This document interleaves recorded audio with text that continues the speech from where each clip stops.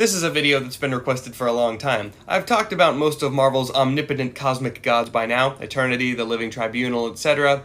Now let's talk about the things that killed them. These are the Beyonders. We gotta go through a little bit of multiversal nonsense before we get to the cool space fights, but trust me, cool space fights are coming in a minute, so bear with me. So the Beyonders are beings outside of the Omniverse. Now what is an Omniverse? Well, it's sort of like a multiverse of multiverses.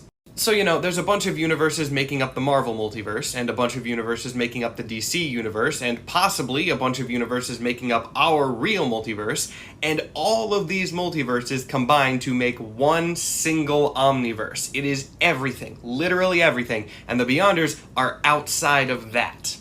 Now, how exactly does that work? It's a comic book, just accept it, I don't have an answer for you. Anyway, for some reason, the Beyonders really didn't like the Marvel multiverse and decided that they wanted to kill it, and oh boy, kill it they did. Time for space fights.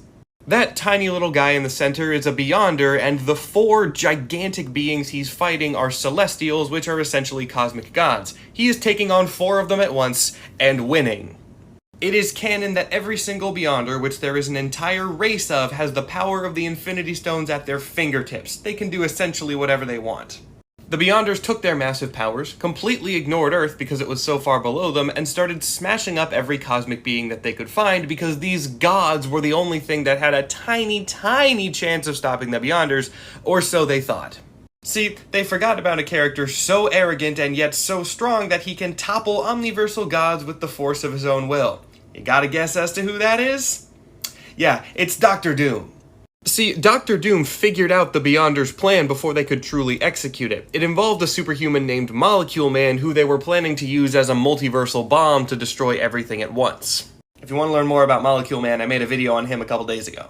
Doom, being Doom, was able to turn Molecule Man back on the Beyonders, wiping them all out in an instant, and then used that energy to reshape the multiverse to his will, becoming a literal god.